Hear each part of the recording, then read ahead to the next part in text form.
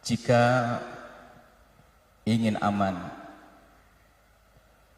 maka jalan satu-satunya adalah ittiba'un Nabi, mengikuti baginda Nabi sallallahu alaihi wasallam. Akan tapi kalimat mengikuti Nabi jangan hanya sekedar kalimat terucap. Ada cara-cara bagaimana mengikuti Nabi yang sesungguhnya. Cara mengikuti baginda Nabi tentu ada tahapan-tahapannya. Enggak bisa langsung orang mengikuti Nabi begitu saja. Tapi ada tahapan-tahapannya. Untuk kita bisa mengikuti Nabi, maka kita harus memulai dari membiasakan diri kita untuk mengagungkan Nabi sallallahu alaihi wasallam, dan bagaimana kita menumbuhkan cinta kepada baginda Nabi sallallahu alaihi wasallam, sehingga kita akan menjadikan Nabi adalah referensi awal dan akhir, marja, tempat kembali dalam segala urusan kehidupan kita yang bermacam-macam, urusan keluarga, ekonomi dan segalanya. Hendaknya segera kita kembalikan kepada baginda Nabi sallallahu alaihi wasallam yang memang dijadikan oleh Allah sebagai makhluk mulia yang hendaknya kita ikuti dan hendaknya kita jadikan suri tauladan. Beliau menyampaikan kebenaran dari Allah Subhanahu wa taala, memberikan cahaya jalan hidup kita, sehingga dari hidup yang gelap mengikuti Nabi menjadi terang benderang, bisnis yang gelap mengikuti Nabi menjadi bisnis yang terang, dan seterusnya. Kemudian beliau mengingatkan tidak akan bisa mengikuti dengan sesungguhnya kecuali ada pengagungan kita kepada baginda Nabi dan kecintaan kepada Nabi Muhammad sallallahu alaihi wasallam. Tentunya ditandai setelah itu dengan kita mengagungkan petunjuk-petunjuk beliau, syariat beliau, bimbingan beliau, tatanan-tatanan yang beliau tetapkan. Akan tapi di sana harus tahu kita ada a'da'un Nabi, musuh-musuh baginda Nabi sallallahu alaihi wasallam, baik dari golongan syaitan atau dari golongan jin atau dari golongan manusia.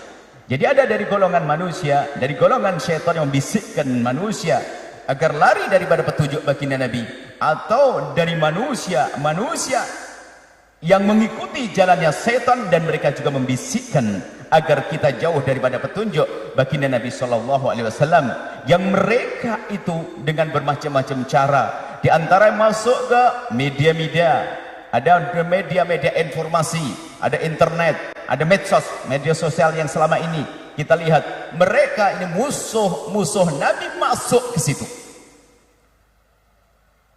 dengan memberikan informasi yang menjadikan orang jauh dari Nabi, sehingga yang disebarkan adalah bagaimana kita itu keluar daripada ajaran Nabi sallallahu alaihi wasallam, cara hidup yang tidak benar, sehingga jauh dari pernikahan, sehingga ada satu gerakan anti nikah. Kalau sudah anti nikah, mereka manusia punya hajat apa yang mereka lakukan kalau bukan perzinahan?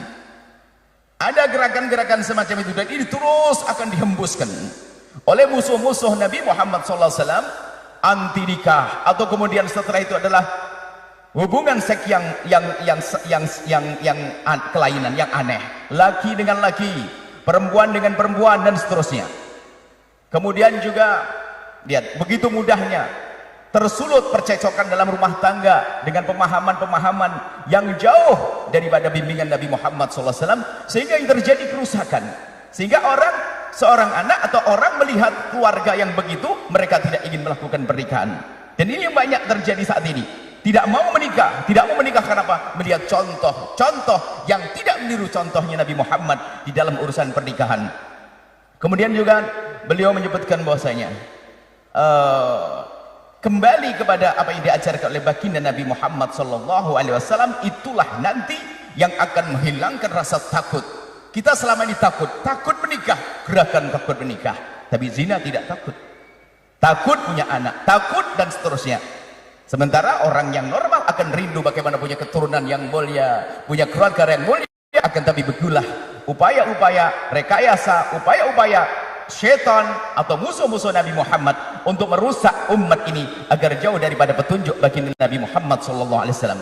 Jadi untuk menghilangkan rasa takut tadi, agar kita tetap maju, adalah kembali kepada bimbingan dan petunjuk baginda Nabi Muhammad SAW.